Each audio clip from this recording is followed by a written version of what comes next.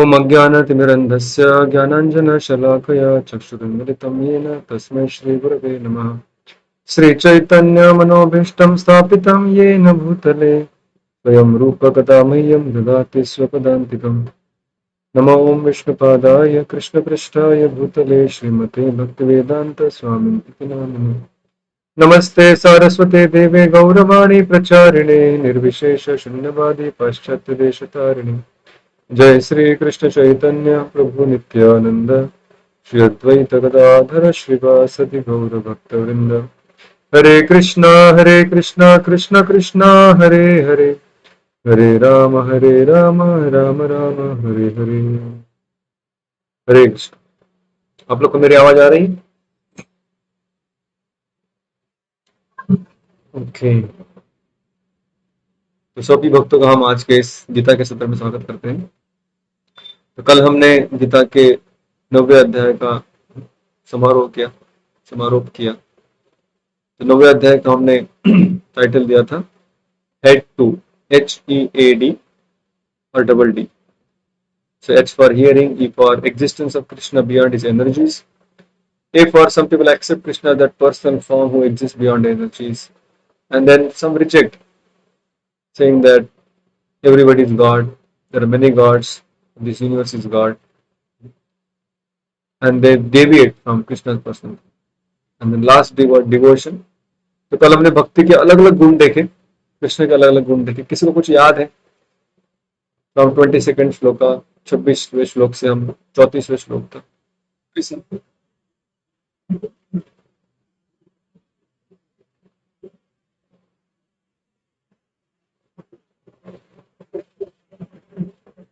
हम्म, 22वें श्लोक में योगक्षेम महाम्य, सारा योगक्षेम भगवान चलाएंगे, वो हमने देखा। और किसी को याद है?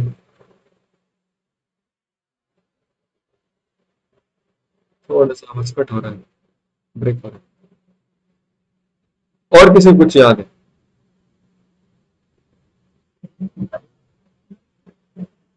हम्म, भक्ति बहुत सिंपल है, बहुत सिंपल है। एक पत्र, एक पुष्प, एक फल, एक तोय, थोड़ा सा पानी अर्पण किया तो भगवान संतुष्ट हो जाते।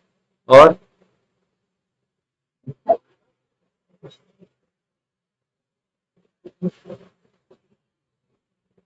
अर्पण करता है तो यत करोषि यदस्नासि यज्ञोचिदासि, उस श्लोक में हमने बताया। और भगवान का अपने भक्तों के प्रति विशेष प्रेम है, वो भगवान ने कैसे बताया? सारे लोग एक तरफ और मेरे भक्त एक तरफ। भगवान ने कहा कि मैं सभी के प्रति समान हूँ, लेकिन फिर भी जो मेरे भक्त है मुझे ज्यादा प्रिय है। प्रभुपाद जी वहां पे तात्पर्य लिखते हैं, हालांकि हर किसी को हर कोई प्रिय हो सकता है, लेकिन उसके जो खुद के बच्चे होते हैं उसको ज्यादा प्रिय होते ही है।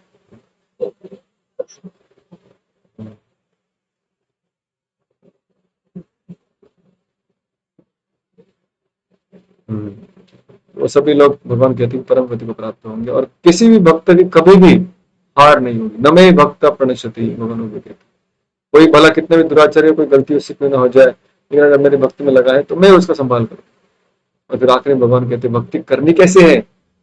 मन मना भव मद भक्तो मध्याच माम नमस्कुरु मामे वैश्य सत्यम मामे वैश्य युक्तैवम आत्मानं मत्परायण। भगवान कहते हैं कि मेरी भक्ति करो, हमेशा मेरा चिंतन करो, 24 घंटा मेरा मन आपका मुझ में लगा। संभव नहीं। भगवान कहते ठीक है, मैं जानता हूँ, मेरे भक्त बन जाओ वो भी मुश्किल है। ठीक है, फिर मेरी पूजा अर्चना करो, वो भी ज्यादा हो गई। नमस्कार करो सिर्फ शरीर से झुक कर, वो कर सकता हूँ। भगवान करे उतने से चालू करो, फिर आगे आगे पहुंच जाओ। इस तरह हमने 9वां अध्याय देखा, जिसमें भगवान ने भक्ति का वर्णन किया, खास करके शुद्ध भक्ति का। अब हम जा रहे 10वें अध्याय में। 10वां अध्याय बहुत ही चमत्कारिक अध्याय है। तो इसका मैंने कुछ एक्रोनिम ने बनाया, क्योंकि इसकी एक्रोनिम बनाने की कुछ आवश्यकता मुझे लगी नहीं, क्योंकि ये बहुत बहुत बहुत सिंपल इसका थीम है। तो हम एक तो पहले इस अध्याय का जो विषय है उसके बारे में बताऊंगा, फिर उसके अलग अलग श्लोकों के बारे में चर्चा करेंगे। सबसे पहले भगवान अर्जुन को कहते हैं कि अर्जुन देखो,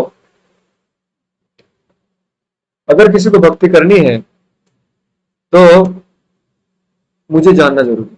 जैसे हमने देखा कि भगवान 9वें अध्याय में खास करके कहते हैं, मेरा जो व्यक्तित्व है, मेरा जो पर्सनालिटी है, उसको जब तक नहीं समझेंगे तब तक भी भगवान की भक्ति नहीं कर सकते। तो मेरी आवाज क्लियर आ रही है आप लोगों को? Very good. अभी मैं आज ईस्ट में हूँ लेकिन फिर भी आवाज आ रही है। जियो हैज इम्प्रूव्ड। तो भगवान कह रहे कि अगर किसी को मेरी भक्ति करनी है तो he has to have faith in my personal form. उस व्यक्ति को मेरे जो व्यक्तित्व स्वरूप है, मेरा जो साकार स्वरूप है, जो दिव्य मेरा स्वरूप है, उसके प्रति उसको विश्वास होना कंपलसरी है। अगर नहीं किसी का विश्वास तो बड़ा मुश्किल, तो उसका कोई भविष्य खास करके भक्ति में नहीं दिखाई देता। ऐसे भगवान 10वें अध्याय के शुरुआत में कहते हैं कंपलसरी है मुझे जानना। फिर भगवान कहते हैं लेकिन इस दुनिया में कोई नहीं जो मुझे जान सकता है। पहले भगवान कहते हैं कि मुझे जानना जरूरी है, फिर कहते हैं कि कोई व्यक्ति नहीं है जो मुझे जानता है।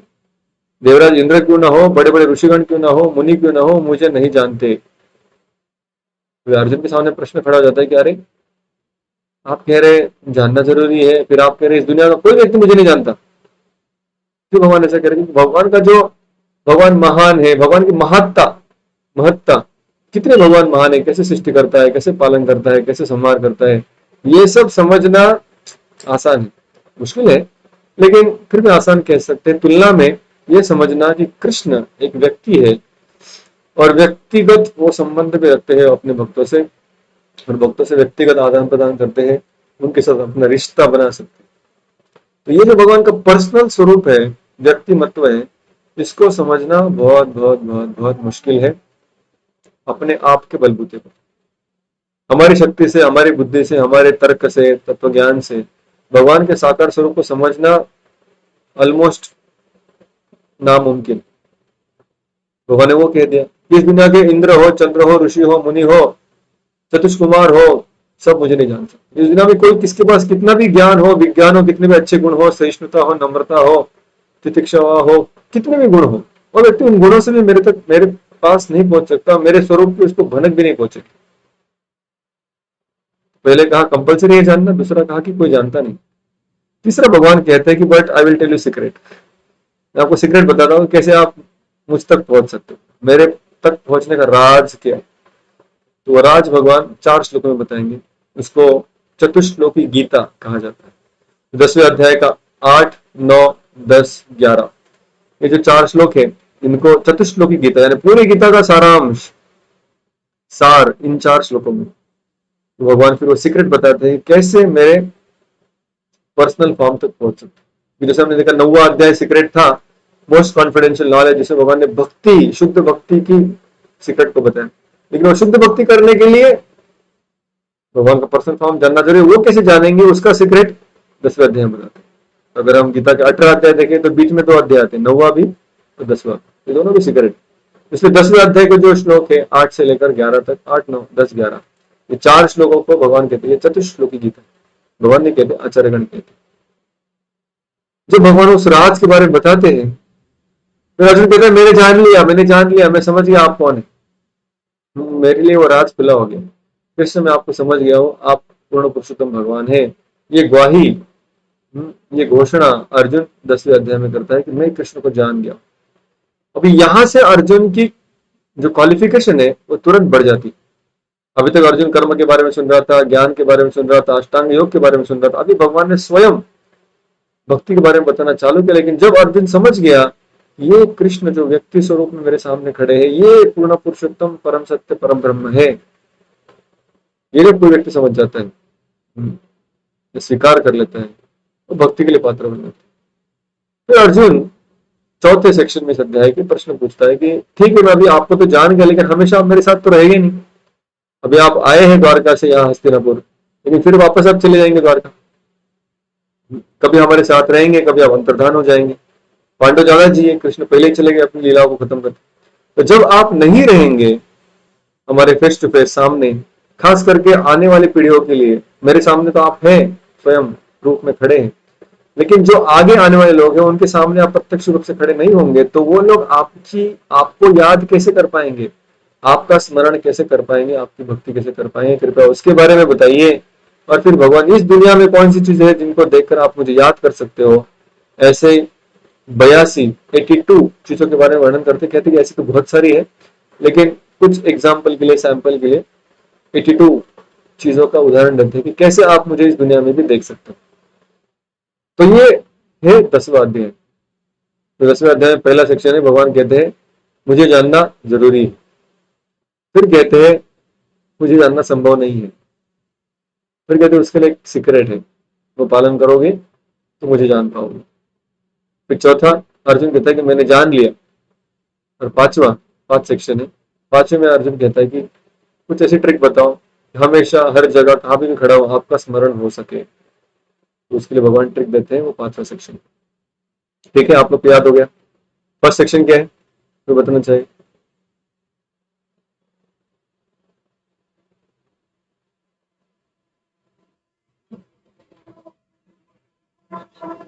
हाँ, भगवान के पर्सनल स्वरूप, पर्सनैलिटी, व्यक्ति स्वरूप को जानना आवश्यक।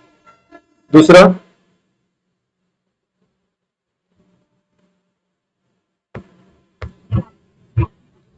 जानना इम्पॉसिबल है। अपने आप की शक्ति से इस दुनिया में कोई कितना भी बड़ा व्यक्ति क्यों ना हो, उसको भगवान को जानना मुश्किल, इम्पॉसिबल। तीसरा section,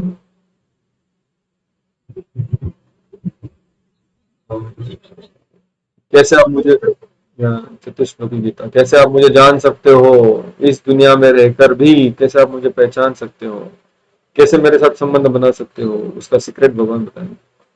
access to Krishna's personality, Chatushloki Gita. फिर चौथा सेक्शन,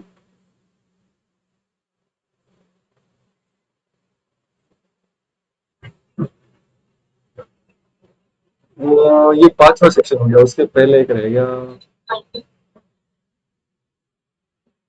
उसके पहले। हाँ, अर्जुन कहेगा मैंने जान लिया, मैंने जान लिया, मैंने जान लिया। ठीक है, सीक्रेट बता दिया ना अभी। सीक्रेट जैसे ही बताया तो अर्जुन तुरंत जान गया। अर्जुन ने अपना डिक्लेरेशन दे दिया कि कैसे कृष्ण पूर्ण पुरुषोत्तम भगवान है। तो वो गीता का पहला विद्यार्थी पास हो गया एग्जाम, वो कृष्ण को जान गया। 10वें अध्याय में पास हो गया अर्जुन। तो वो है चौथा सेक्शन। और 5वें सेक्शन में कैसे कृष्ण को हम याद कर सकते हैं इस दुनिया में रहकर भी। ठीक है, तो मुझे लगता है कि इसकी एक्रोनिम की जरूरत है, क्योंकि ये कहानी के जैसा है, स्टोरी के जैसा है। फिर भी मेरे मन में कुछ आया एक्रोनिम तो मैं बनाऊंगा और आपको बताऊंगा, या फिर may be this can be homework, good idea, कि आप में से कुछ लोग इसका एक्रोनिम बना सकते हैं। जो सबसे अच्छा बनाएगा वो हम सबके साथ शेयर करेंगे। You can send me personally. तो ये 5 सेक्शन है, will go section by section. First section, so अभी तक मेरा कीबोर्ड ठीक नहीं हुआ है, इसलिए पावर पॉइंट बना नहीं पाया मैं। But anyway, will read the shlokas from directly the Gita. Okay, chapter number 10। Let me show you the श्लोक।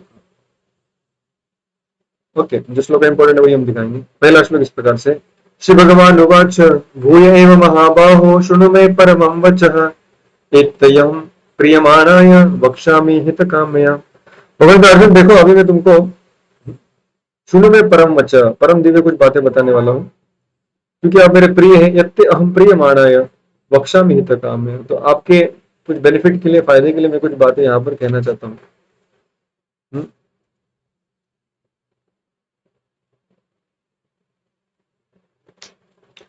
न मे विदुषुरगणाः प्रभं न महर्षया आदिः देवानां महर्षीणां च सर्वशः यो माम् अजम् अनादिं च वेत्ति लोकमहेश्वरम् असम्मूढ़ समर्थेषु सर्वपापैः प्रमुच्यते। तो तीसरे श्लोक में भगवान कह रहे हैं, यो माम अजम अनादिम च, जो मुझे, यानी जो अर्जुन के सामने कृष्ण खड़े हैं एज अ पर्सनैलिटी, उन कृष्ण को जो अजम, अजम यानी जो अजन्मे हैं। हाँ, देवकी और वसुदेव उनके माता पिता के रूप में रोल अदा करते हैं, लेकिन कृष्ण का जन्म जन्माष्टमी के दिन हुआ, हाँ या नहीं?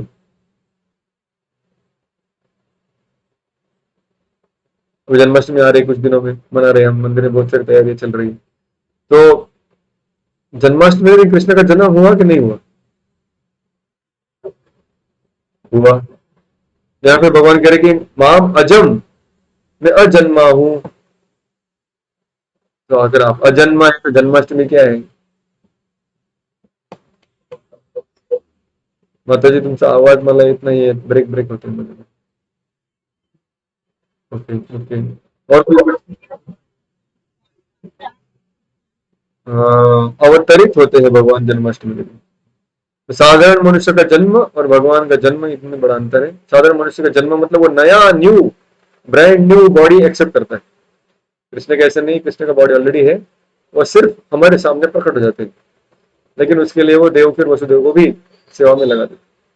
तो इस तरह से यो माम अजम, हालांकि मैं जन्म लेता हूं, लेकिन वो समझते हैं कि, जैसे प्रभुपाद जी बहुत अच्छा उदाहरण देते हैं, सूरज, सूरज का जन्म कौन सी दिशा से होता है, पूरब या पश्चिम?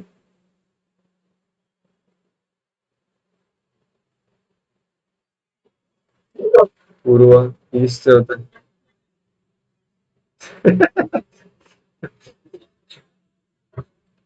हाँ, तो सूरज का जन्म बहुत पहले हो चुका है। अभी वो वेस्ट में था, डूब गया, तो क्या उसकी मृत्यु हो गई? नहीं, हमें लगता है ऐसा कि चला गया, अस्त हो गया उसका, लेकिन उसका अस्त या अंत नहीं हुआ, और सिर्फ हमारी नजरों से ओझल हो गया। अभी वही सूरज एग्जिस्ट करता है, लेकिन इससे फिर हमें वापस प्रकट हमारे आंखों के सामने हो जाता है। तो उसको हम प्राकट्य भी कह सकते हैं, लेकिन साधारण भाषा में हम उसको जन्म कहते हैं। तो वैसे ही कृष्ण का जब जन्माष्टमी कहते हैं, तो उसको जन्म कहा जाता है, लेकिन वो जन्म तिथि नहीं है। जन्म तिथि हम जो बाकी अलग अलग संतों की या महात्माओं की मनाते हैं, उसको जन्म तिथि कह सकते हैं, लेकिन कृष्ण की जो है वो प्राकट्य तिथि है, अगर उसका तत्व ज्ञान के हिसाब से सोचने का प्रयास करें। तो जो मुझे अजन्मा और अनादि, अनादि यानी जिसका कोई आदि नहीं है। अरे आपके पहले तो वसुदेव और देवकी थे, उससे फिर आप आए नहीं। वसुदेव और देवकी के पहले भी मैं था, और वसुदेव के बाद भी मैं हूँ, और ये सब सृष्टि का प्रलय हो जाएगा उसके बाद मैं बचूंगा। तो सृष्टि तैयार होने के पहले भी मैं था, सृष्टि चल रही तभी मैं हूँ, सृष्टि का प्रलय हो जाएगा तभी मैं रहूंगा। उसको कहते हैं अनादि अनंत। इस तरह से जो मुझे जानेगा, किसको? वो श्याम सुंदर, वो देवकी नंदन, वो वसुदेव नंदन वासुदेव, जो अर्जुन के सामने खड़े हैं, जो श्रीमती राधा रानी के साथ लीला करते हैं, उन कृष्ण को जो इस तरह से जान लेगा, कृष्ण कहते हैं असमूढ़ समर्थेषु सर्व पापै प्रमुच्यते। असमूढ़ यानी वो मूर्ख नहीं है, वो पूरी तरह से मोहित होने से बच जाएगा। सर्व पापै प्रमुच्यते, सभी पापों से मुक्त हो जाएगा। तो कृष्ण कहते हैं पापों से मुक्त होना है, भ्रम से मुक्त होना है, तो मुझे जानना जरूरी है, जैसा मैं हूं वैसा। लेकिन कृष्ण दूसरे श्लोक में और आगे आने वाले श्लोक में भी कहते हैं, लेकिन मुझे जानना इतना आसान नहीं है। न मे विदुसुरगणाः प्रभवं न महर्षयः, अहम आदि ही देवानां महर्षीणाम च सर्वशः। अभी आप में से कितने लोगों ने देखा है कि आपके पिताजी ने उनकी शादी में कौन से कलर का कोट पहना था? किसी ने देखा है? यहाँ पर कोई है ऐसा? नहीं देखा। क्यों नहीं देखा भाई? आपको नहीं बुलाया गया था शादी में? फोटो मैंने बघितला बरोबर, या थोड़ा आगे जाएंगे तो वीडियो में देखा है। कोट नहीं पहना था।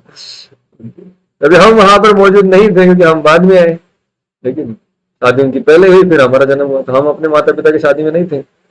भले हम उनके सबसे नजदीक वाले लोग हैं, लेकिन हमको नहीं बुलाया गया, तो हम एग्जिस्ट ही नहीं कर रहे थे। एग्जिस्ट कर रहे थे एज ए आत्मा, बट और किसी के पुत्र या और किसी के माता पिता के रूप में किधर रहेंगे किसी जन्म में, लेकिन बाद में इस परिवार के बच्चा या बेटी बनकर आए। तो कृष्ण कह रहे हैं, अगर कोई बच्चा अपने पिताजी को जान सकते पूरी तरह? नहीं जान सकता।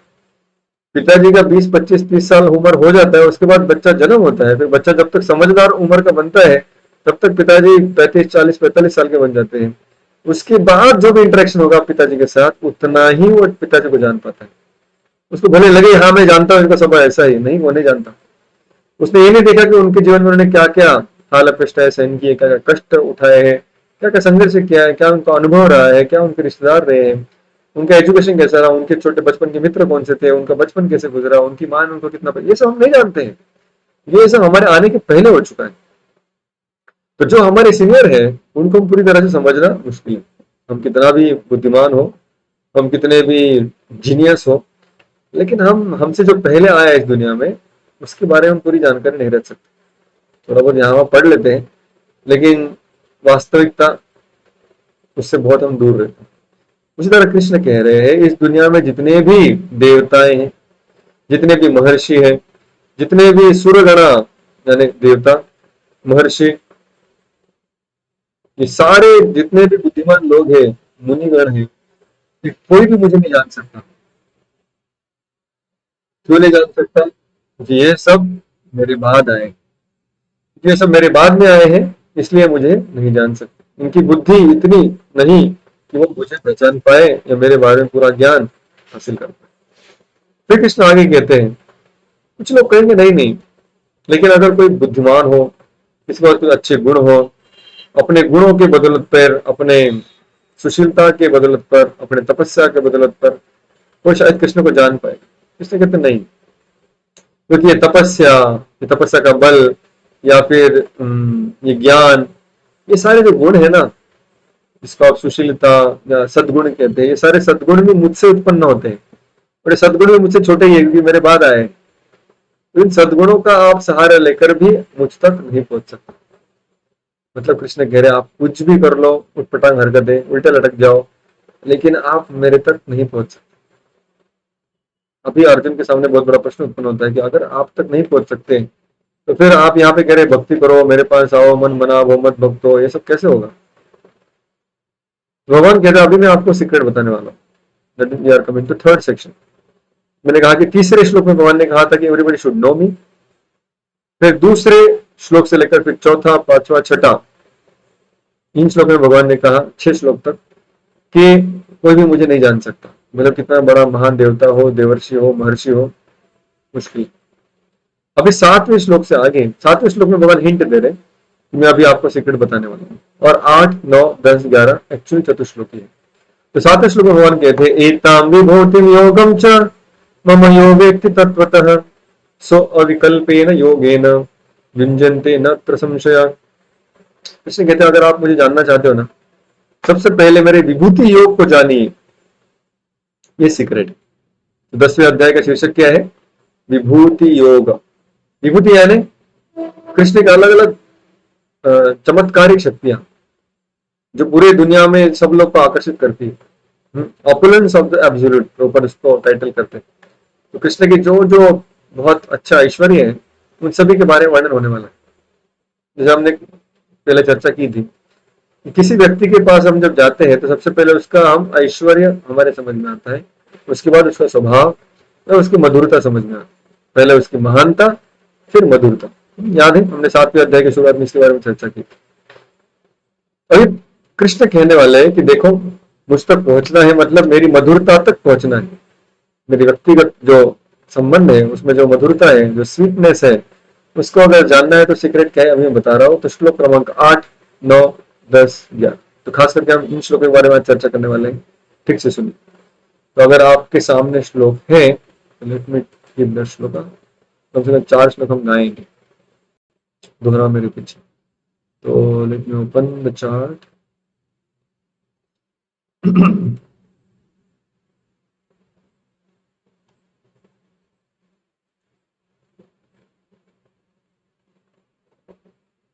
Okay, present.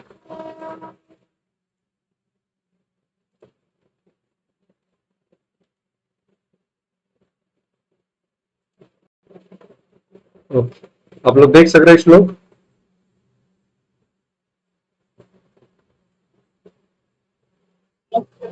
ओके, मेरे पीछे दोहराइए। अहम सर्वस्य प्रभवो मत्तः सर्वं प्रवर्तते इति मत्वा भजन्ते माम् बुधा भाव समन्विताः। कोई श्लोक को गाना चाहेगा जिससे कि हम उनके पीछे गाएंगे? हमने अभी तक बहुत सारे श्लोक गाए, अभी आप थोड़े संस्कृत से परिचित हो गए होंगे। Okay, anybody would like to try?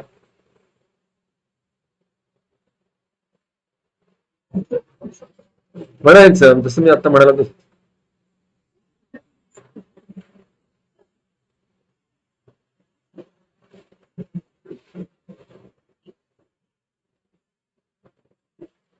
हरी बोल, थैंक यू। आणखी कोणी और कोई ट्राई करना चाहेगा?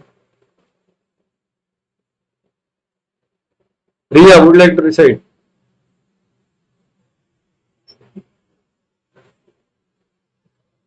Yes,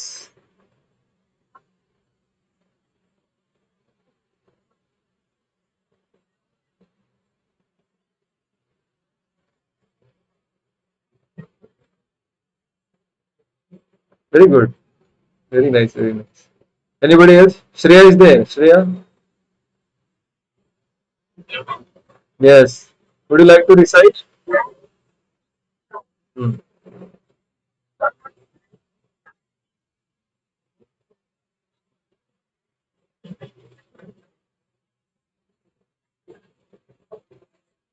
Okay, very nice, very good.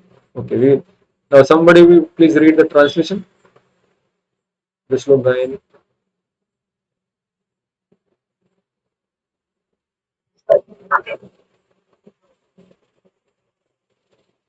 माता जी का आवाज हमारे तक नहीं पहुंच रहा है। और कोई पढ़ना चाहेगा? Yes.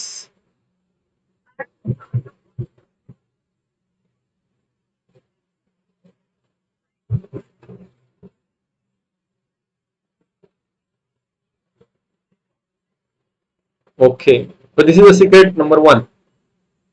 I am the source of all spiritual and material worlds. मैं सारे आध्यात्मिक और भौतिक जगतों का स्रोत हूँ, सब मेरे से उत्पन्न होते हैं।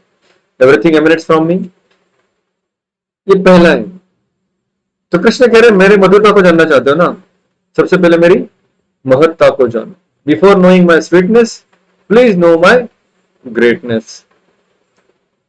फिर कृष्ण कहते हैं the wise who perfectly knows this engage in my devotional service and worship me with all their hearts. तो जो बुद्धिमान है, जो इस तरह मेरी महत्ता को समझ गए, ठीक से समझ गए, उचित स्थिति में समझ गए, वो फिर मेरी भक्ति में युक्त हो जाते हैं, मेरी भक्ति को स्वीकार करते हैं और मेरी आराधना करते हैं। दो चीज बताए इसमें। पहले भगवान की महत्ता को जानना, secret number one. Secret number two, महत्ता को जानने के बाद भगवान की सेवा में लग जाना। अभी आप कहेंगे इसमें सीक्रेट क्या है भाई, ये तो कब से बताते आ रहे हैं। सीक्रेट ये है कि यहां से फिर जब आगे जाएंगे तो भगवान की मधुरता हमें समझ में आएगी। तो ये तो पहला दो स्टेप है, उसको पहले समझने का प्रयास करते हैं। जैसे सिंपल उदाहरण है, जब हम जब किसी लड़की की शादी होती, या फिर जब किसी लड़की के माता पिता उसके लिए हम्म, पति चुनने के लिए जाते हैं। बहुत पुराने जमाने की बात है, ये सब होता था। आजकल तो ऐसा बहुत कम दिखाई पड़ता है, क्योंकि लड़कियां पहले से अपना पति ढूंढ लेती है। तो ट्रेडिशन इज ऑलवेज बेटर। तो उसमें माता पिता को ख्याल है कि भाई कैसे इसकी शादी हो, कौन से घर में हो। तो माता पिता अगर किसी लड़के के घर पे जाए तो कौन सी चीजें देखते हो, जो देखना चाहिए, जो उनको दिखाई देती है? तो बताना चाहेगा, जो माता पिता है वो बता सकते हैं यहाँ पर, खास करके जो पिता है। तो यही इधर जो पिता है तो दिख नहीं रहा है यहाँ पर। विकास शुक्ला जी एक दिख रहे हैं।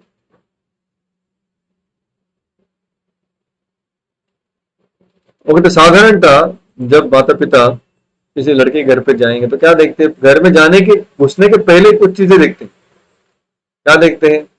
बाहर कौन सी गाड़ी खड़ी है, टू व्हीलर पे ऑफिस जाता है, इसमें उस पे फोर व्हीलर भी, अगर फोर व्हीलर है, एक है या दो है, तो उससे क्या पता चलता है? उससे उसकी महानता पता चलती है भाई, साइकिल पे जाता है, गाड़ी पे जाता है या कार में जाता है। उसके बाद जैसे घर के नजदीक आते हैं पता लगता है घर कितना बड़ा है, जी है या G+1 है, G+2 है, BHK है, 2 BHK, 3 BHK है, या अपने आप का खुद का बंगला है, या फिर रो हाउस में रहता है। उस घर को देख कर भी उसकी महानता पता चलती है। ये सारी चीजें ऑब्जर्व करते रहते हैं। जैसे घर के अंदर प्रवेश करेंगे, उस घर की सारी इंटीरियर को देखेंगे, कितना विशाल है, कितना ऐश्वर्यशाली है, कितना सिंपल है, सभी को देखेंगे, जिससे कि उसकी महानता को एक अंदाजा वो लगा पाए। तो इसको प्रश्न पूछे जाते हैं। प्रश्न क्या पूछे जाते हैं कि भाई कहाँ तक पढ़ाई की, कितनी डिग्री है आपके पास? डिग्री तो ठीक है, लेकिन फिर नौकरी कहाँ करते हो, कितनी तनख्वाह कमा लेते हो? डायरेक्ट नहीं पूछते, लेकिन इनडायरेक्टली निकाल देते हैं कीमत। फिर आपके नाम पे कोई प्रॉपर्टी है, ये घर आपके नाम पे है कि पिताजी के नाम पे? थोड़ा बहुत वो भी इंफॉर्मेशन निकाल लेते हैं। कितने भाई है इसके, जिससे कि प्रॉपर्टी कितने में बटेगी, तो वो भी अंदाजा लग जाता है। फिर उसने कैसे कपड़े पहने हैं, कितना वो या फिर उसको अगर फैक्ट्री का मालिक है तो कितनी सारी फैक्ट्री है, कहाँ पे फैक्ट्री, कितनी बड़ी फैक्ट्री, कितने का टर्नओवर है। ये सारा चीज देखने से व्यक्ति की महानता पता चलती है। कभी लड़की लड़का देख रहे हो या लड़का लड़की को देख रहे हो, दोनों में हम सम्मान रख सकते हैं आज के जमाने में। ट्रेडिशनली क्या होता था कि लड़की बहुत छोटी रहती थी और तभी माता पिता उसका शादी तय करके आते थे। खासकर जैसे प्रभुपाद जी लिखते हैं अपने ऑटोबायोग्राफी में, स्वचरित्र में, कि मेरी जो बेटियां थी वो जैसे ही मेरी छोटी पहली बेटी 13 साल की हो गई तो मेरी पत्नी मेरे पीछे लगी, अरे क्या कर रहे हो, वो दिखाई देता है कि नहीं, पत्नी बेटी 13 साल की हो गई, इसकी शादी अभी तक कुछ प्रयास नहीं कर रहे हो। अभी 13 साल की बेटी मतलब कितने कौन सी कक्षा में होगी, एनी गेस? 13 साल की छोटी लड़की कौन से क्लास में होगी स्कूल में? 7 8, मैक्सिमम 9, उससे ज्यादा नहीं। तो इतनी छोटी है वो। लेकिन प्रभुपाद जी की पत्नी को कहती है, अरे भाई जल्दी इसकी शादी कराओ। तो जैसे उनकी दूसरी बेटी थी तब तो जमाना थोड़ा बदल गया था, प्रभुपाद ने कहा। लेकिन वो जब 15 साल की हो गई, 15 16 साल की, तब उसकी शादी हो गई। तो लेटेस्ट जो शादी हुई मेरी तीसरी बेटी की, या उनकी बहन की, मेरे ख्याल बहन की, उनकी ना, बेटी की नहीं, वो थी 17 18 साल में। तो पुराने जमाने में बहुत जल्दी शादी होती है। तो होता क्या था, रीति रिवाज क्या था कि वो बेटी को शादी तो करा देते थे, लेकिन उसके बाद वो बेटी वापस अपने घर पे आ जाती थी। कन्यादान हो गया लेकिन कन्या अपने घर पे थी, लेकिन बीच बीच में जाकर पति की सेवा करती रहेगी। और जो सेवा करेगी, यानी कभी उत्सव आ गया तो उसके लिए पकवान बनाएंगे, उसको खिलाएंगे पिलाएंगे, जो भी अलग अलग प्रकार की सेवा करेंगे। उस सेवा से होता क्या है, सेवा करने के बाद फिर आदान प्रदान आरंभ होता है। फिर उसको दोनों को अपने एक दूसरे के स्वभाव पता चलते हैं, फिर वो बच्चे क्यों ना हो या बड़े क्यों ना हो। पहले तो हम सिर्फ बाहरी ऐश्वर्य, बाहरी चकाचौंध देखकर ही समझ लेते कि भाई ठीक है, अच्छा होगा, गेस वर्क कर लेते हैं, अनुमान लगाते हैं प्रत्यक्ष देखकर। लेकिन जब जाकर सेवा करने लगेंगे, जब जाकर संबंध स्थापित करेंगे, कुछ आदान प्रदान होगा, कुछ समय साथ में बिताएंगे, थोड़ी सुनेंगे, थोड़ी सुनाएंगे, उसके पश्चात फिर उस व्यक्ति का जो एक्चुअल स्वभाव है, उसकी पर्सनैलिटी, उसकी मधुरता, उसका स्वीटनेस तभी समझ में आएगा, तब तक समझ में नहीं आएगा। भगवान के समझ वैसा ही समझ लो, मेरे पास आ रहा है, मुझे मेरे साथ संबंध स्थापन करना है या मेरी मधुरता को चखना है, सबसे पहले क्या, सबसे पहले जैसे माता पिता ऐश्वर्य देते, मेरा ऐश्वर्य देखो पहले। मेरा ऐश्वर्य का क्या है, अरे anything you see in this world, भौतिक जगत का हर चीज, आध्यात्मिक जगत का भी हर चीज, सभी का स्रोत में हूं, इतना बड़ा मालिक। तो एक कंपनी नहीं, दो कंपनी नहीं, पूरी सृष्टि मुझसे उत्पन्न होती है। पूरी सृष्टि तो एक साइड रहेगी, वो तो बहुत छोटी है, एक चतुर्थांश है, लेकिन बाकी जो 3/4 है, पूरा वैकुंठ और वैकुंठ आदि जो आध्यात्मिक धाम है, वो सारे मुझसे उत्पन्न होते हैं। लो कर लो बात, अब इससे बड़ा ऐश्वर्य क्या होगा? ठीक है, ऐश्वर्य की बात सुन ली, समझ में आ गया, थोड़ा विश्वास भी रख रहे हैं, लेकिन विश्वास के बाद नेक्स्ट स्टेप क्या है? और सरेंडर। सरेंडर मतलब अभी भगवान के शरणागत बन जाओ, उनकी सेवा करने के लिए तैयार हो जाओ। अभी हम उनकी सेवा में लग जाएंगे, तब जाकर अगले पन्ने खुलेंगे, तब तक अगले पन्ने नहीं खुलेंगे। हमारी शक्ति से, हमारी बुद्धि से हम सिर्फ उनकी महत्ता को ही समझ सकते हैं, महत्ता से आगे नहीं जा सकते जब तक सेवा को स्वीकार नहीं करते। भगवान कह रहे पहले महत्ता को जानो, पहला स्टेप। सेकंड स्टेप है सेवा करो। जैसे मैंने कहा कि पहले हेड इंपॉर्टेंट है, फिर हार्ट अपने आप इन्वॉल्व होगा। तो हेड से क्या पता चलेगा? भगवान की महत्ता। और ब्रेन कैन ओनली फैथम और थिंक अबाउट और गेस अबाउट कृष्णाज अपुलेंसेस। भगवान की जो शक्तियां हैं, भगवान की जो ऐश्वर्य है, भगवान की जो महानता है, उसके बारे में हम थोड़ा अपना विचार शक्ति को एक्सटेंड कर सकते हैं। लेकिन कृष्ण का पर्सनैलिटी हमारे बुद्धि के परे है, क्योंकि हमारे बुद्धि के अनुभव में अभी तक हमने बहुत सारे पर्सनैलिटी, बहुत सारे व्यक्ति से हमने मुलाकात की है, बहुत सारे व्यक्ति से मिले हम, लेकिन ये सारे व्यक्ति से बहुत अलग है कृष्ण। इसलिए हम अपने तर्क से कृष्ण को समझना मुश्किल है। इसलिए कृष्ण कहते हैं कि दूसरा स्टेप है, यू स्टार्ट सर्विंग मी। भगवान की सेवा में लग जाओ, मतलब क्या? तो भगवान अगले श्लोक में थे। Let's go to shloka number 9। This is again one of the famous, very beautiful and essential shloka. मच्चित्ता मद्गत प्राण बोधयन्त परस्परम् कथयन्तश्च मां नित्यम् तुष्यन्ति च रमन्ति च। Okay, anybody would like to read the translation? जिसने अभी तक कुछ पढ़ा नहीं वो पढ़िए।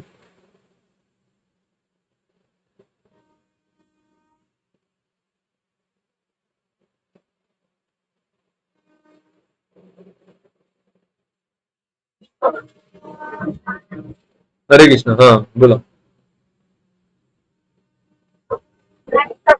हो, बोला बोला, मराठीत बोला, काय प्रॉब्लेम।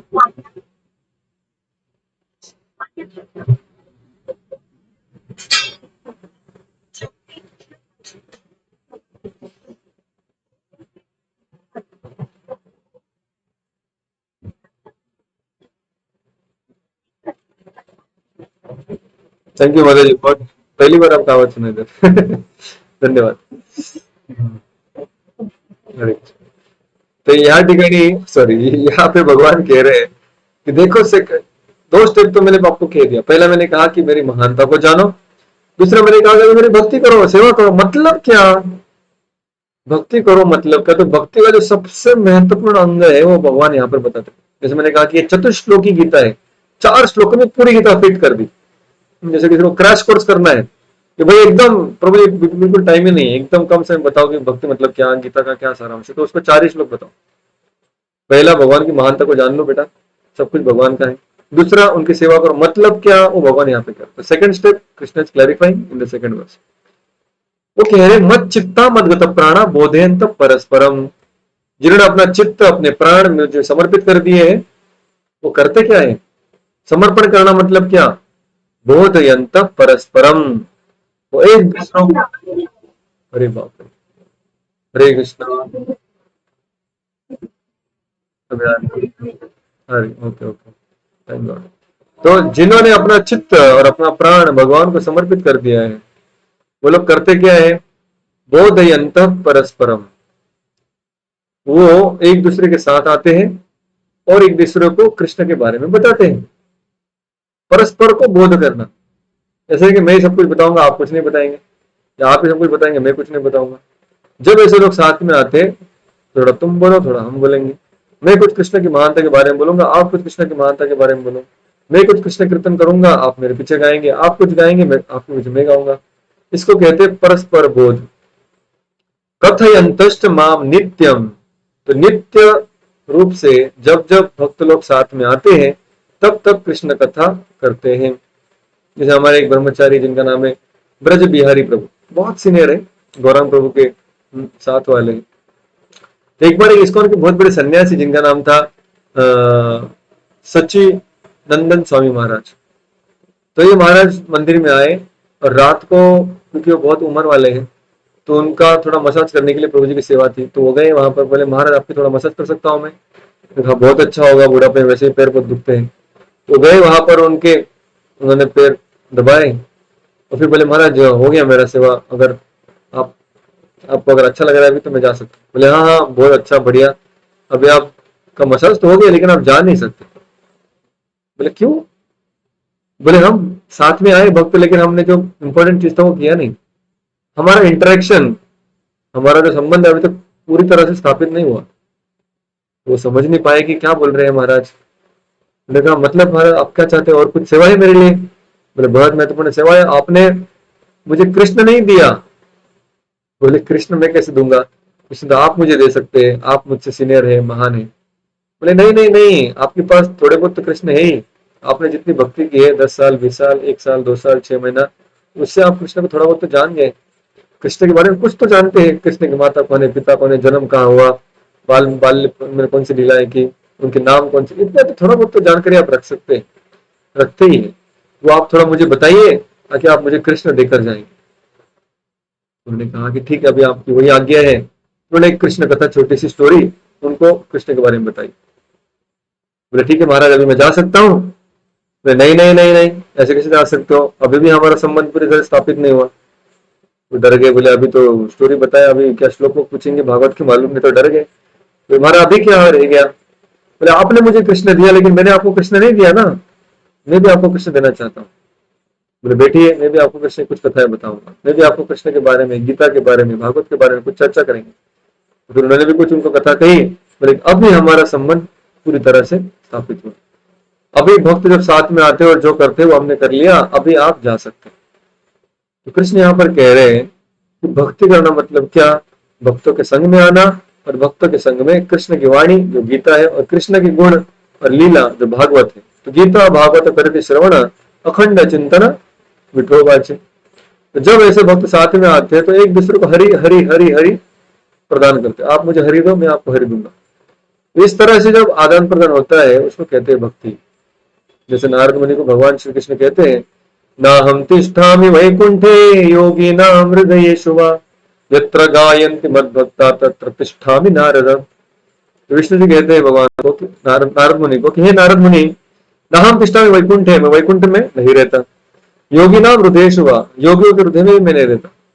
यत्र गायन्ति मद्भक्ता, जहां पर मेरे भक्त एक साथ आकर कृष्ण कथा करते हैं, कृष्ण कीर्तन करते हैं, तत्र तिष्ठामि नारद, वहां पर मैं मौजूद हूँ।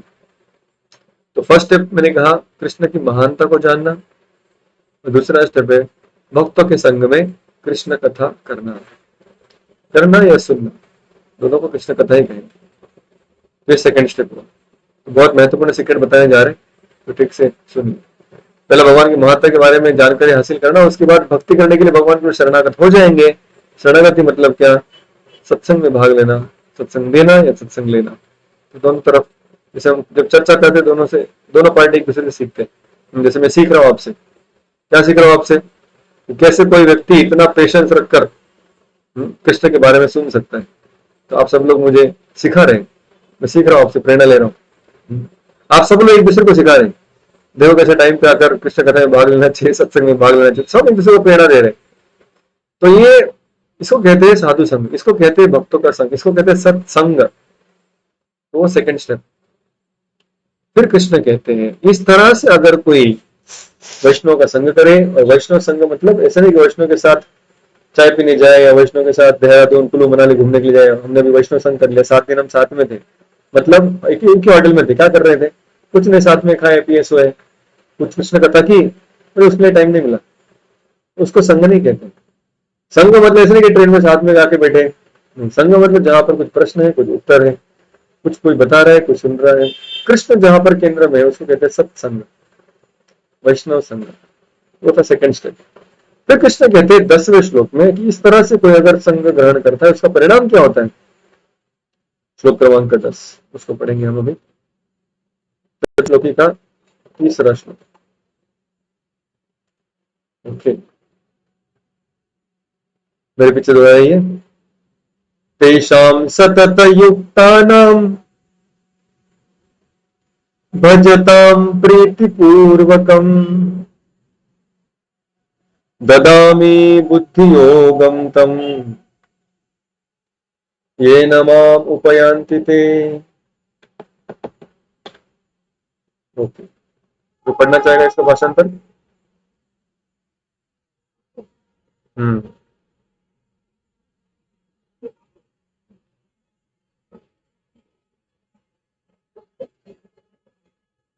हम्म Those who are constantly devoted to serving me with love। तो इस तरह से प्रेम पूर्वक जो मेरी सेवा करते हैं, किस तरह से?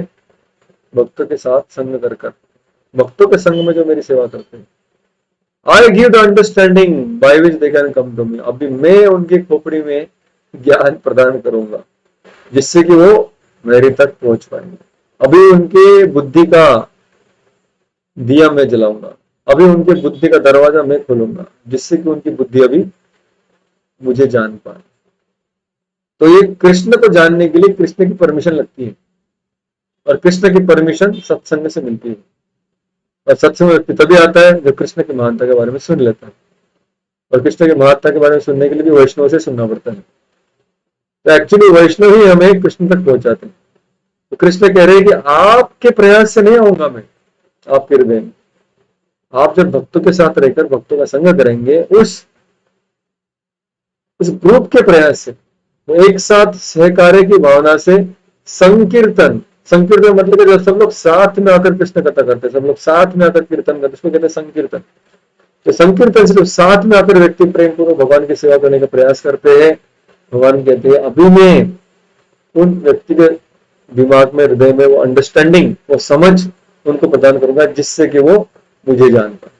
तो हमारी बुद्धि में वो क्षमता नहीं कि हम कृष्ण को जान पाए, हमारी बुद्धि में तो इतनी भी क्षमता नहीं कि हम अपने आप को जान पाए, अपने परिवार को जान पाए, अपने मित्र को जान पाए, अपने राज्य को जान पाए, अपने पृथ्वी को जान पाए। इतनी तो हमारी बुद्धि में क्षमता नहीं है। तो फिर ये बुद्धि भगवान को कैसे जान पाएगी? लेकिन भगवान कह रहे हैं वो समझदारी आपकी बुद्धि से नहीं आएगी, तो मैं प्रदान करूंगा। लेकिन मैं कब प्रदान करूंगा? जब भक्तों के संग में कृष्ण कथा करेंगे। तो थर्ड स्टेप कृष्ण ने कहा कि फिर पहला दोष स्टेप जो था, पहले दो श्लोक ये हमारी तरफ से मांग थी, लेकिन पहले श्लोक में क्या कहा गया कि कृष्ण की महत्ता को जानो, उसके लिए प्रयास हमें करना पड़ेगा। दूसरा, भक्तों का संग करो, उसमें कृष्ण कथा करो, उसके लिए प्रयास हमें करना पड़ेगा। तो 2 कदम हमने उठाए, 8वां और 9वां श्लोक। कृष्ण कहते हैं बच्चे 2 श्लोक तो मेरे कदम है आपकी तरफ। आपने सिर्फ कृष्ण कथा करने का प्रयास किया, लेकिन उस प्रयास के बदले में मैं क्या दे रहा हूं? आपको समझ दे रहा हूं, जिस समझ से आप मुझ तक पहुंच पाओगे। तो श्लोक नंबर 10। और फिर कृष्ण 10वें श्लोक में कहते हैं, तो 10वें श्लोक हमने देख लिया, अभी 11वें श्लोक में जाते हैं। ये चतुश्लोकी का आखिरी श्लोक है। इसमें कृष्ण कहते हैं, मेरे पीछे बोलने का प्रयास कीजिए, तेषाम एव अनुकंपार्थम अहम अज्ञानजं तमः नाशयामि आत्मभावस्थो ज्ञानदीपेन भास्वता। ओके, तो ट्रांसलेशन पढ़िए।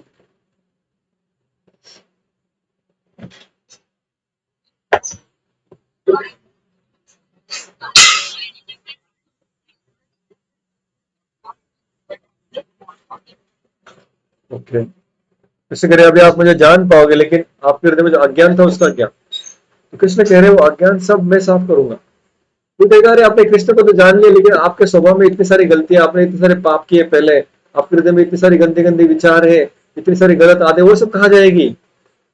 सो चूहे मार के बिल्ली हज को चली, सब कुछ अपने कांड कर लिया, अपने जीवन में जो करना था, जो खाना था पीना सब कुछ कर लिया, अभी बोल रहे अभी मैं भक्ति कर रहा हूँ। इतने सारे जन्म माया को आलिंगन कर रहे थे, अभी करे अभी मैं कृष्ण के चरणों को चूमना चाहता हूँ। लेकिन अभी अंदर जो गंदगी पड़ी उसका क्या? वो कौन साफ करेगा? कृष्ण कह रहे मैं साफ करूंगा भाई। To show them special mercy, उनको विशेष कृपा प्रदान करने के लिए, तेषाम एवं अनुकंपार्थम, उनके ऊपर अनुकंपा करने के लिए, जो मैं उनके हृदय में पहले से रह रहा हूं। अब जब वो मेरे पास आने का प्रयास करेंगे, वैष्णव का संग करेंगे, I will destroy the ignorance in their heart. उनके हृदय में जो भी अंधकार है, जो भी अज्ञान है, जो भी अनर्थ है, काम क्रोध लोभ मोह मद मत्सर, ये सब जो है लस्ट एंगर प्राइड गीड इल्यूजन, ये सब कुछ चीज में डिस्ट्रॉय करूंगा। देखिए इस दुनिया में ये जो चीजें है ना, ये सिर्फ भक्त नहीं चर्चा करते कि भाई मुझे ना क्रोध से मुक्त होना है। जैसे मेरे पास एक व्यक्ति आया था, मैं कह रहा था प्रभु जी बड़ा गुस्सा करता हूँ, कुछ उसका उपाय बताइए। मेरा ये गुस्सा करते तो अच्छा है ना, आपकी तो बहुत प्रतिष्ठा बढ़ेगी समाज में। बोले कैसे? लोगों को तो एंग्री यंग मैन अच्छा लगता है, जैसे मूवीज में सारे हीरो तो एंग्री यंग मैन दिखाए जाते हैं, जो एंग्री है वो हीरो है।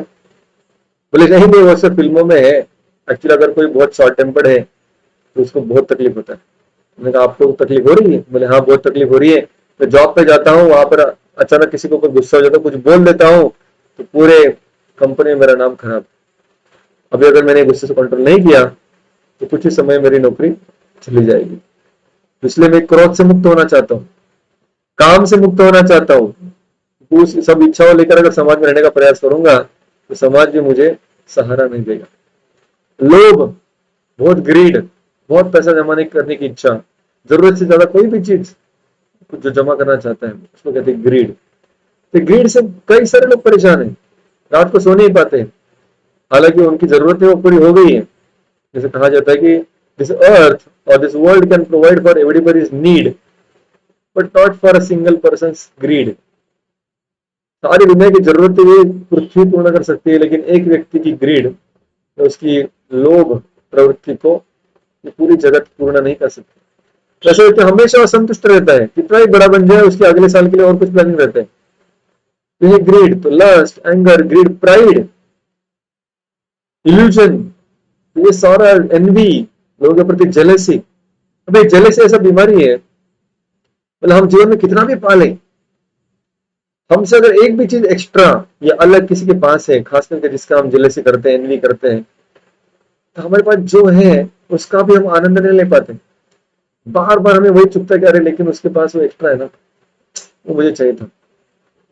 तो ये सारे जो अनर्थ है, ये सारी जो गलत आदतें हैं, इससे हर कोई व्यक्ति छुटकारा पाना चाहता है। कृष्ण कह रहे हैं एक बार कोई अगर मुझे मेरी महानता को स्वीकार करे, फिर भक्तों का संग करे, फिर मैं उसको वो समझ दूंगा जिससे वो मेरे पास पहुंचे, लेकिन साथ साथ इस दुनिया में रहने तक उसकी जो भी अड़चने हैं, खास करके स्वभाव की, ये जो दुर्गुणों की, जो अनर्थों की अड़चन है, इस सभी में साफ सफाई करूंगा। So Krishna is ready to take a broom in his hand and clean our heart. हमारे हृदय का मार्जन करने के लिए कृष्ण स्वयं तैयार है। जिस हृदय को हमने जन्म जन्मांतर कई सारी चीजों से गंदा करके रखा है, उस सारी गंदगी को साफ करने के लिए कृष्ण तैयार है। तो 2 कदम हमने उठाए, लेकिन बाकी के सारे कदम कृष्ण उठा रहे हैं। ये चतुश्लोकी है जिसमें कृष्ण कहते हैं मेरी महानता को जानो, मेरे भक्तों के साथ संग करो, वही मेरी सेवा है। और तीसरा तीसरा कोई बताना चाहेगा? फिर कृष्ण क्या करेंगे? उसको अंडरस्टैंडिंग देंगे, वो समझ देंगे, जिससे कि वो कृष्ण तक पहुंच पाए। तो कृष्ण तो मिल गए, मिल जाएंगे, लेकिन उसके लिए मृत्यु के बाद तो अब भी उसको क्या मिलेगा? कृष्ण कह रहे हैं उसके हृदय में जो भी अनर्थ है वो सारी साफ सफाई, क्लीनिंग कॉन्ट्रैक्ट मेरे पास है। ओके, बोलिए। ओके,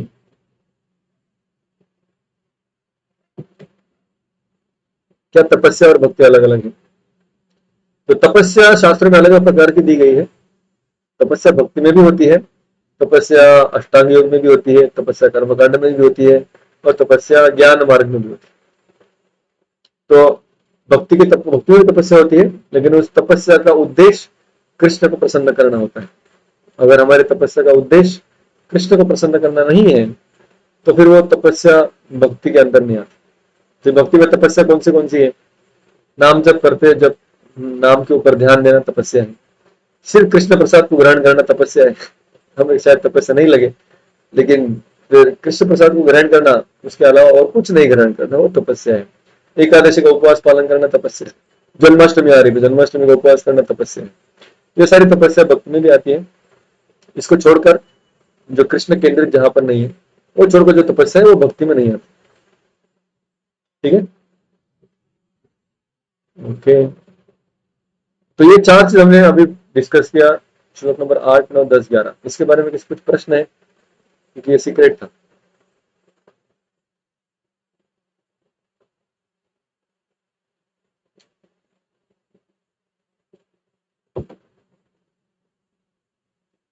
ओके, अगर प्रश्न नहीं है हम आगे बढ़ते हैं। तो ये हो गए चतुश्लोकी गीता।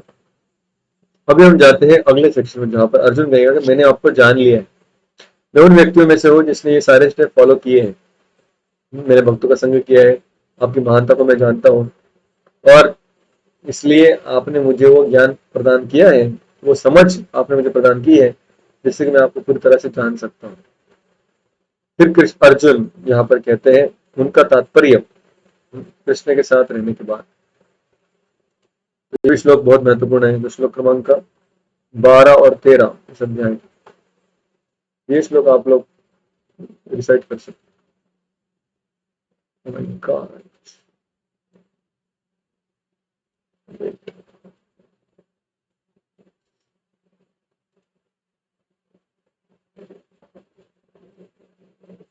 Okay.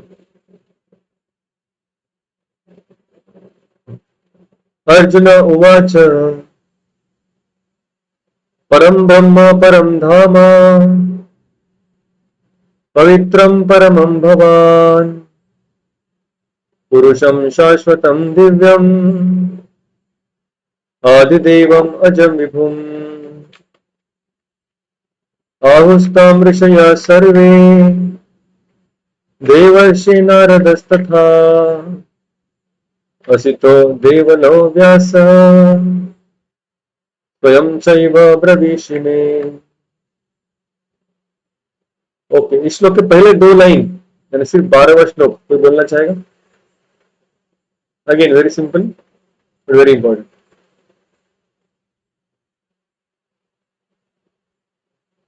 संस्कृत पढ़ना चाहेगा?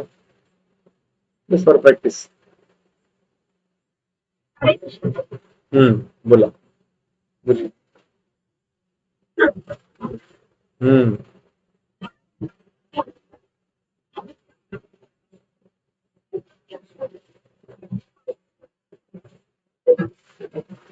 Yes, thank you. तो ये श्लोक महत्वपूर्ण क्यों है? क्योंकि इसमें गीता, थैंक यू, ये जो श्लोक है, इसमें गीता का जो पहला विद्यार्थी अर्जुन, वो अपना तात्पर्य दे रहा है।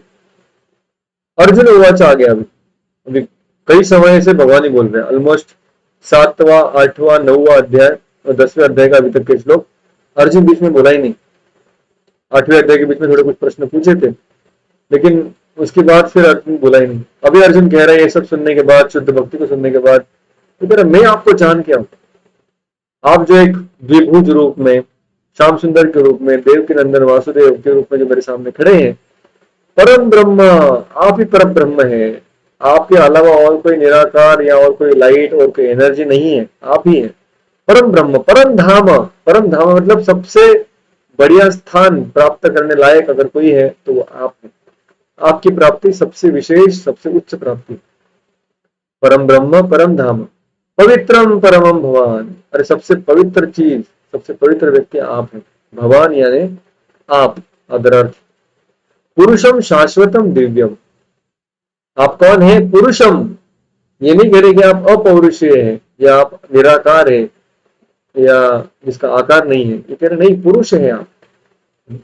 पुरुषम यानी व्यक्तिमत्व है आपका, आप एक व्यक्ति है। आपको सिर्फ शक्ति नहीं है, शक्ति हमेशा किसी व्यक्ति के पास ही रहती है। जैसे हमने चर्चा की थी गीता क्लास में, तो मान लीजिए आप घर में बैठे हो और अचानक कोई पत्थर आकर आपकी शीशा तोड़ दे और वो पत्थर आपके घर में गिर जाए, तो पूरा शीशा चूर चूर हो जाए। तब आपकी कांच किसने तोड़ी? तुरंत आप खिड़की के पास जाएंगे और जोर से चिल्लाएंगे, कौन है बे? किसने फेंका पत्थर?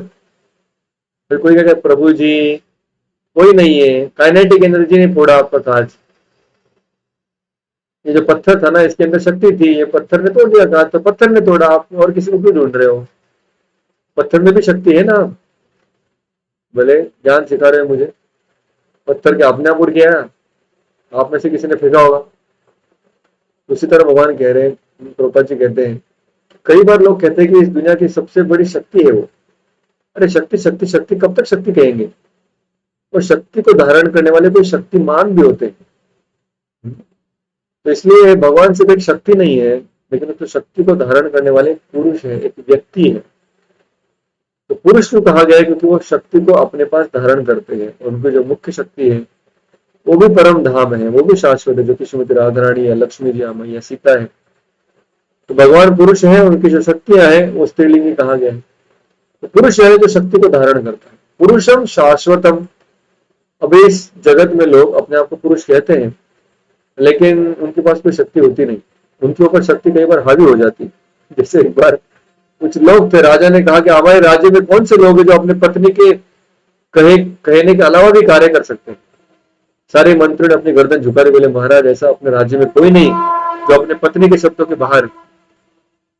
राजा बड़ा गुस्सा हो गया, बोले ऐसा नहीं हो सकता, तुम मंत्री लोग निकम्मे हो, जाओ ऐलान करो पूरे राज्य में, जो जो लोग, सब लोग कल राज दरबार के सामने पटांगण में खड़े हो जाए और फिर हम उन सबको ये प्रश्न पूछेंगे।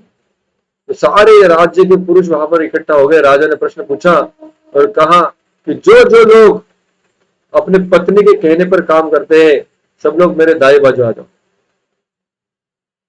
और जो जो लोग अपने पत्नी के बोलने के अनुसार कार्य नहीं करते हैं, वो मेरे दाहिने ओर आ जाओ। जैसे जैसे कहा, तो सारे लोग राजा के बाई ओर चले गए और गर्दन झुकाए खड़े हो गए, भाई हम सब पत्नी का सुनते हैं। और फिर एक ही व्यक्ति राजा की दाहिनी और राइट साइड में खड़ा था। राजा बड़ा गर्वित हो गया कि चलो कोई तो है जो अपने पत्नी के कहने से आगे। राजा ने उसको पूछा, क्या भाई तुम में ये साहस कैसे आया, तुम अकेले यहाँ पर कैसे? उसने कहा कि मेरी पत्नी ने कहा था कि राजा ऐसा सवाल पूछेगा तो तुम राइट साइड में खड़े रहना। तो इसलिए मैं राइट साइड में खड़ा हूँ। मतलब वो खड़ा भी है तो अपने पत्नी के कहने पर। तो जोक्स अपार्ट, ये सिर्फ एक चुटकुला है, वास्तविकता कुछ और हो सकती है अलग अलग घरों में। तो यहाँ इस दुनिया के पुरुष पूरी तरह से पुरुष नहीं है, यानी हमेशा वो शक्ति को नियंत्रित नहीं कर सकते, सारी शक्तियों के मालिक है भी नहीं। लेकिन भगवान जो है वो पुरुषम शाश्वतम, हमेशा के लिए वो सारी शक्तियों को अपने नियंत्रण में रखते हैं। पुरुषम शाश्वतम दिव्यम, पुरुष के कहने का मतलब ये नहीं कि एक साधारण पुरुष है, नहीं, दिव्यम पुरुष, उनका जन्म कर्म च में दिव्यम, आदि देवम, सभी देवताओं की वो आदि है, अजम, अजन्मे है, विभुम, सारी शक्ति के मालिक। तो ये अर्जुन ने इतने सारे विशेषण, परम ब्रह्म, परम धाम, पवित्रम, परम भगवान, पुरुषम शाश्वतम, दिव्यम, आदिदेव, अजम, विभुम, इस तरह से 8-9 विशेषण अर्जुन यहाँ पर भगवान को कह रहा है और ये बता रहा है कि हे कृष्ण, हे वासुदेव, आप ही परम ब्रह्म, परम सत्य है। अरे कोई कहेगा कि अरे भाई ये अर्जुन तो कृष्ण का ही मित्र है ना, मतलब ऐसी तो बातें कहेगा ही ना मित्र को उसकी बड़ाई करने के लिए। तो इसके लिए सब लोगों ने स्वीकार करना चाहिए ऐसा जरूरी नहीं है। रूपा जी कहते अगला वाली लाइन पढ़ो ना। अगले लाइन में अर्जुन जानता है कि कोई उसके ऊपर विश्वास नहीं रखेगा, या कोई एक व्यक्ति अगर किसी को भगवान कह दे तो सब व्यक्तियों ने उसको भगवान करके स्वीकार नहीं करना चाहिए, अर्जुन जानता था। इसलिए अर्जुन कहता है कि सिर्फ मैं नहीं कह रहा हूं कि ये भगवान, आहुस्त्वाम ऋषयः सर्वे देवर्षि नारदस्तथा असितो देवलो व्यास स्वयं चैव ब्रवीष्यमे। अर्जुन कह रहे हैं अरे सिर्फ मैं नहीं कह रहा हूं, आहो हो बहुत लोग बोलते हैं, ऋषि मुनि को कौन बोलते हैं, देवर्षिगण बोलते हैं, नारद मुनि बोलते हैं, असित मुनि कहते हैं, देवल मुनि कहते हैं, व्यास ऋषि कहते हैं, और स्वयं आप भी यहाँ पर अभी उसका वर्णन कर रहे हैं कि आप ही स्वयं पूर्ण पुरुषोत्तम भगवान। तो किसी भी व्यक्ति को, किसी भी चरित्र को हमें भगवान करके जाहिर करना है, घोषणा करनी है, तो इन सभी का उसमें सहयोग आवश्यक है। शास्त्र में ऐसा कहा जाता है कि कोई भी आध्यात्मिक चीज, कोई भी आध्यात्मिक तत्व सिद्ध करने के लिए 3 चीज की आवश्यकता है, उसको कहते हैं गुरु, साधु और शास्त्र। तो हमारे पूर्व जो वैष्णवगण है, साधु है, गुरु है, उन्होंने भी उसकी ग्वाही देनी चाहिए, पुष्टि करनी चाहिए, और साथ साथ जो शास्त्र है यानी जो भगवान की वाणी है उसको भी सुनना चाहिए। तो अर्जुन यहाँ पर ये सब जानता है, इसी मेरे कहने से कोई कृष्ण को भगवान करके स्वीकार नहीं कर सकता, इसलिए अर्जुन कहता है सिर्फ मैं नहीं कह रहा हूँ, शास्त्र भी कह रहे हैं, कृष्ण स्वयं कह रहे हैं गीता में, और कितने सारे ऋषिगण, देवर्षि नारद, असित, देवल, ये सभी गण कह रहे हैं। तो इसलिए कृष्ण ही पूर्ण पुरुषोत्तम भगवान है। तो बहुत बड़ा ग्वाही यहाँ पर अर्जुन दे रहा है भगवान के अस्तित्व के ऊपर। यहाँ तक इंपॉर्टेंट सेक्शन थे 4। आगे जो सेक्शन है इसमें अर्जुन प्रश्न पूछता है ये कहने के पश्चात, चलो ठीक है मैंने आपको मान तो लिया कि आप सबसे बड़े हैं, लेकिन कथम विदामहम योगी स्वाम तदा परिचिंतयन केशु केशु च भावेशु चिंतोसी भगवान मया। अरे भगवान, लेकिन अलग अलग परिस्थिति में आपका किस तरह से मैं स्मरण करूं? ये तो समझ गया कि मुझे आपका स्मरण करना है, लेकिन कैसे करूं, कैसे आपकी याद आएगी? तो फिर कृष्ण 82 एनालॉजीज या 82 उदाहरण देंगे कि कैसे इस सृष्टि के हर चीजों में आपको मेरा वास्तव दिखेगा। तो भगवान कहते हैं ठीक है, अगर आप जानना ही चाहते हो तो इस सृष्टि में मैं किस तरह से कार्य करता हूँ। अर्जुन कहता है विस्तरेण आत्मनो योगम विभूतिम च जनार्दन भूय कथा तृप्तिर्हि शृण्वतो नास्ति मे मृतम। कह रहे हैं भगवान, हे जनार्दन कृपया मुझे बताइए कि आपकी जो शक्ति है ना, जिससे आप पूरे जगत को धारण करते हैं, जैसे हमने देखा एग्जिस्टेंस बियॉन्ड एनर्जीज, लेकिन एनर्जीज को तो आप कंट्रोल कर ही रहे ना, वो कैसे, उसके बारे में थोड़ा बताइए ना। आप अलग से अपने घर में रह रहे हैं वो मैं जानता हूँ, समझ गया मैं कि आप ही वो परम पुरुष है, लेकिन अभी इस दुनिया का कारोबार कैसे चला दिया? कौन सी आपकी शक्तियां है जो इस दुनिया को चलाती, कैसे चलाती? तो भगवान कहते हैं अरे अर्जुन कैसे बताओ, कितनी सारी शक्तियां हैं और कितनी सारी मेरी विभूतियां, मेरे चमत्कार है जो इस दुनिया में तुम देख सकते हो। जैसे भगवान ने कहा था ना, पहले मेरे ऐश्वर्य को जानो, मेरी महत्ता को जानो। तो अर्जुन पूछ रहे बोले महत्ता के बारे में बताओ। तो किसी ने कहा सुनो, कितनी बताओ मेरी महत्ता? अरे बोलते बोलते मैं थक जाऊंगा, इतनी मेरी महत्ता, और तुम सुनते सुनते थक जाओगे। तो कृष्ण कहते हैं ठीक है, विस्तार से तो नहीं बताऊंगा, लेकिन संक्षिप्त में तो बता ही सकता हूँ। और संक्षिप्त में बताते बताते ओके 8:30 हो गए, इसलिए आवाज बंद हो गई। तो कृष्ण कह रहे हैं कि आप, मैंने आपको फर्स्ट स्टेप बताया। हरे कृष्णा हरे कृष्णा हरे कृष्णा हरे कृष्णा। ओके ओके ओके, तो शायद माता जी का नेटवर्क थोड़ा सा खराब। तो आ जाएगा थोड़ी देर में। तो कृष्ण ने यहाँ पर फर्स्ट सीक्रेट बताया था कि मेरी महत्ता के बारे में जानो। तो कृष्ण को अर्जुन अभी पूछ रहे कि थोड़ी महत्ता के बारे में बताओ, ताकि लोग जान पाएंगे, ताकि आपकी सेवा में लगेंगे, भक्तों के साथ कथा करेंगे। फिर कृष्ण अपनी महत्ता के बारे में बताना चालू करते हैं। आदित्यानाम अहम विष्णु ज्योतिषाम रवि अंशुमान मरीचि मरुताम अस्मि नक्षत्राणाम अहम शशि। श्लोक क्रमांक 21, उसमें कृष्ण कहते हैं आदित्यानाम अहम विष्णु। अरे कई सारे 12 आदित्य हैं, उन आदित्यों में मैं विष्णु। फिर वो कहते ज्योतिषाम रवि अंशुमान, तो अलग अलग प्रकार के तारे हैं, उन तारों में सूर्य में मरीचि मरुताम अस्मि, जो मरुत है। माता जी शायद आपका नेटवर्क थोड़ा सा खराब है, बाकी लोग आ रही है, बाकी लोग आ रही है। तो कोई बात नहीं, रिकॉर्डिंग में आपको बचा हुआ क्लास मिलेगा एक दो दिन में। तो कृष्ण अभी यहाँ पर अलग अलग प्रकार के उदाहरण देने वाले कि आदित्यों में मैं विष्णु हूँ, मरुतों में मैं मरीचि हूँ, तारों में मैं सूर्य हूँ, सारे नक्षत्रों में मैं चंद्रमा हूँ, फिर वेदों में मैं सामवेद हूँ, सारे देवताओं में मैं वसु हूँ, सारी इंद्रियों में मैं मन हूँ, सारे जीवों में, सारे जो व्यक्ति जिन्होंने शरीर धारण किया उनमें चेतना में हूँ, सभी रुद्रों में शंकर में हूँ, सब धनवान व्यक्तियों में यक्ष यानी कुबेर में हूँ, सारे वसुओं में पावक में हूँ, सारे पर्वत शिखरों में मेरु नाम का पर्वत में हूँ। ये जब कृष्ण बताया तो क्या बताना चाह रहे हैं? कृष्ण कह रहे हैं कि आपको पर्वत बहुत सारे दिखते हैं, लेकिन उसमें जो मेरु पर्वत है वो मेरी शक्ति है, क्योंकि उसमें मेरी शक्ति है इसलिए सारे पर्वत में महान बन गया, क्योंकि मैं सबसे महान हूँ। मेरी शक्ति से जहां जहां मेरा अंश डाला है, मेरी शक्ति डाली है, वो सबसे महान बन जाता है। तो तारकाओं में सूर्य या राशियों में चंद्रमा। तो इस तरह से कृष्ण 82 एग्जाम्पल्स देते हैं। So I would like to give that homework. ये जो कृष्ण श्लोक क्रमांक 20 से लेकर 10 अध्याय का 20वां श्लोक, वहां से लेकर कृष्ण 42 श्लोक तक, तो 20 से लेकर 42 और 20 टू 42, देयर आर 23 वर्सेस। उसमें आपको ढूंढना है कि कृष्ण कौन से अलग अलग प्रकार के 82 एग्जाम्पल देते हैं, जिससे कि कृष्ण की महत्ता, इन सब महान चीजों में कैसे मैं शामिल हूँ, उसका वर्णन किया जाता है। यहाँ पर हम आज रुकते हैं, टाइम ऑलरेडी हो चुका है, इट्स 8:33। तो कोई बताना चाहेगा कि इस अध्याय के 5 विषय कौन से थे? अगर किसी को पांचों के पांचों याद है तो बताइए।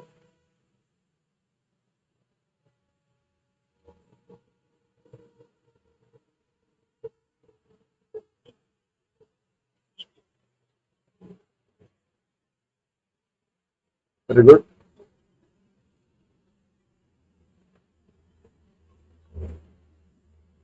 हम्म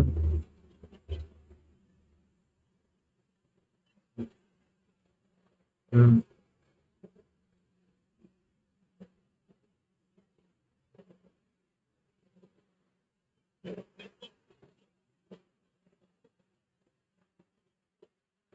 वेरी गुड।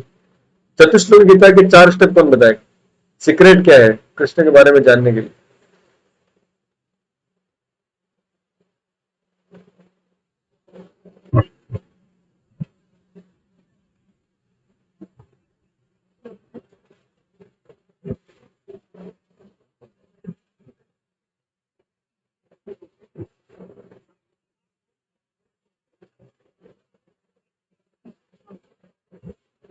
तो कृष्ण तक पहुंचने का कृष्ण मार्ग भी देंगे, अंडरस्टैंडिंग देंगे, लेकिन उस मार्ग में जो भी ऑब्स्टेकल्स है, जो भी तकलीफें हैं, जो अनर्थ है, उन सभी को भी दूर करेंगे।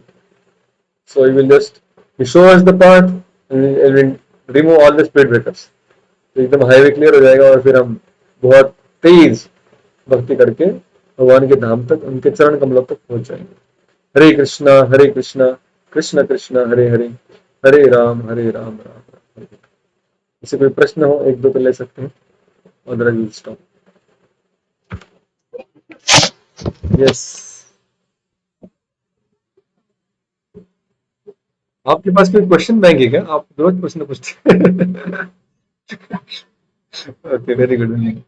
भगवान के सारे अवतार भारत में ही क्यों होते हैं? तो भारत बड़ी पवित्र भूमि है। भगवान कहते हैं ना, परित्राणाय साधुनां विनाशाय च दुष्कृतां धर्म संस्थापनार्थाय संभवामि। साधुओं को तारण करने के लिए भगवान आते हैं, तो साधु कहाँ है? जहाँ भक्त है वहां भगवान आएंगे। जहाँ भक्त भक्त एक साथ आकर भगवान का नाम गुणगान करते हैं, वहां पे भगवान आएंगे। फिर भगवान ये नहीं देखते कि भारत है कि अमेरिका है। जहाँ चीजें आएंगी वहां पर भगवान प्रकट होंगे। अभी भगवान के अलग प्रकार के अवतार होते हैं, खासकर जब भगवान लीला अवतार यानी राम कृष्ण नरसिंह वामन मत्स्य कुर्म इत्यादि अवतार लेकर आते हैं, तो भारत में हमको सारी जगह दिखाई दी। लेकिन अभी जब शास्त्रों में वर्णन आता है कि भारत में जन्म हुआ, तो हम अभी जिसको भारत कहते हैं और शास्त्रों में जब भारत शब्द आता है, दोनों में बहुत बड़ा फर्क है। शास्त्रों में जब भारत शब्द कहा जाता है, पूरे भूमंडल को भारत कहा गया है। भूमंडल यानी सिर्फ पृथ्वी नहीं, not only earth planet. Earth planet भूमंडल का एक छोटा सा हिस्सा है। जैसे हम गैलेक्सीज के बारे में पढ़ाई करते हैं मॉडर्न साइंस में, भूमंडल we can say it's one level of galaxy. वो जो मध्य में आता है, जिसको हमने मृत्यु लोक या भूमंडल कहा था, जो हमने 3 लोक देखे थे, तो उसमें जो बीच वाला है, तो वो पूरा भूमंडल है। वो पूरे भूमि का नाम भारत था, क्योंकि वहां पर भरत नाम के राजा राज्य करते थे पूरे क्षेत्र पर, सारे प्लैनेट्स पे, पूरी गैलेक्सी के ऊपर। तो इसलिए जब शास्त्र कहते हैं कि भारत में जन्म हुआ, इसका मतलब ये नहीं कि सिर्फ आज का जो भारत है हिमालय से लेकर कन्याकुमारी तक, वो हमारा मॉडर्न भारत है। लेकिन जो बड़ा भूमंडल है उसमें भी हिमालय है, वो अलग हिमालय है, उसका डायमेंशन अलग है, उसका पोजीशन अलग है। तो वो पूरे भारत में जन्म लिए। अभी आजकल हम जो भारत देखते हैं उसमें संस्कृति अभी भी जिंदा है, इसलिए भगवान का गुणगान हो रहा है, तो इसलिए यहाँ पर भागवत जो धर्म है वो बढ़ते हुए दिखता है। लेकिन प्रभुपाद जी कहते हैं कि भगवान के कुछ अवतार भारत के बाहर भी हुए। खास करके प्रभुपाद जी कहते हैं कि जो जीसस क्राइस्ट थे, यीशु क्रिस्त, वो भगवान के पुत्र थे, तो भगवान की शक्ति उनको हासिल थी। तो ऐसे भी एक अवतार का प्रकार जिसमें कहते हैं शक्त्यावेश अवतार, जो कि भगवान की शक्ति का आवेश जिनमें है, शक्ति आवेश अवतार, तो वो भारत के बाहर हुए। फिर हम जानते हैं कि अभी जैसे भक्ति का जो आंदोलन है हमारे संतों की बदौलत से, श्रील प्रभुपाद की कृपा से, इसी भारत तक सीमित नहीं रहा। तो जैसे हम जानते हैं कि पंढरपुर में भगवान अवतरित हुए हैं, उनकी आराधना वहां पर हो रही है। जगन्नाथपुर में भगवान अवतरित है, वहां पर उनकी आराधना हो रही है। श्रीरंगम में, उडुपी में, बद्रिकाश्रम में या नाथ द्वारा में भगवान है, वहां पर उनकी पूजा हो रही है। लेकिन आज हम देखें तो ऐसे कई सारे ठिकान है, कैसे कई सारे देश है जो पाश्चात्य प्रदेश में है, जहां पर भगवान के मंदिर स्थापित है, और भगवान वहां पर अपने अर्च विग्रह के रूप में अवतरित हुए हैं। तो भगवान के लिए यहाँ पर ही आना, वहां पर जाना, ये कोई रिस्ट्रिक्शन नहीं है। पहला चीज, रिस्ट्रिक्शन है तो सिर्फ वो भक्ति का, जहां पर भक्त साथ में आएंगे। तो भारत में जब तक संस्कृति था तो तब तक वहां पर हो रहा था, तो भगवान वहां पर आ रहे थे। लेकिन अभी संस्कृति बाहर भी जा रहे थे, भगवान बाहर भी जाएंगे। जैसे जगन्नाथपुरी में, जैसे मैं एक पंडा को पूछा कि अरे भाई, आप लोग फॉरेनर लोगों को मंदिर में प्रवेश क्यों नहीं देते?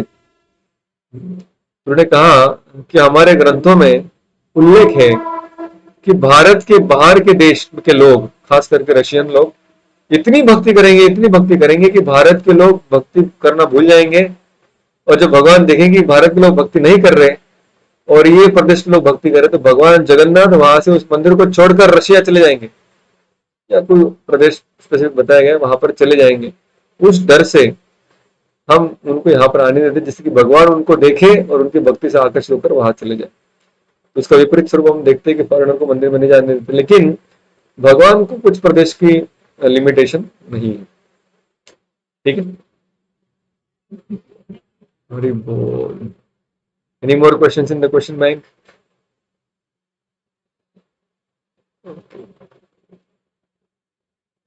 और किसी कुछ प्रश्न है? ओके, तो हम यहाँ पर रुकते हैं। बहुत बहुत धन्यवाद for your patient hearing and kind attention. Thank you so very very much. Srila Prabhupada की जय। ग्रंथराज में भगवद गीता की जय। अनंत कोटि वैष्णव वृंद की जय। हरे कृष्णा।